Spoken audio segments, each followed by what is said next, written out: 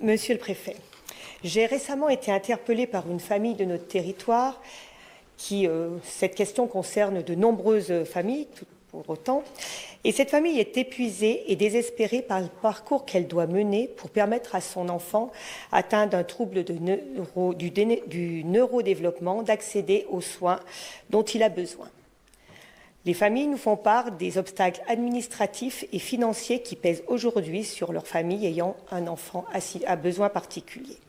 Elles se heurtent à une articulation difficile entre la plateforme de coordination et d'orientation, la PCO et la MDPH, avec des démarches complexes, des délais extrêmement longs, 18 mois pour la PCO et pratiquement 6 mois pour la MDPH, ce qui entraîne souvent des ruptures dans l'accompagnement. Notre département, tout le monde le sait, souffre d'un manque criant de médecins et les spécialistes dans ce domaine ne dérogent pas à la règle. Bien au contraire.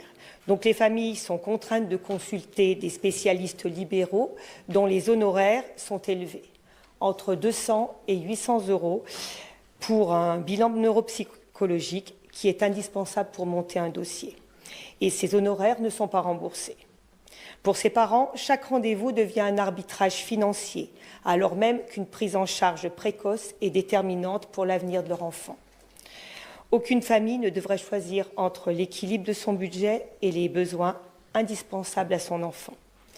L'État entend-il prendre des mesures pour améliorer la coordination entre la PCO et la MDPH, simplifier le parcours des familles et garantir un accès aux soins spécialisés sans que leur coût ne constitue un frein à la prise en charge des enfants en situation de handicap?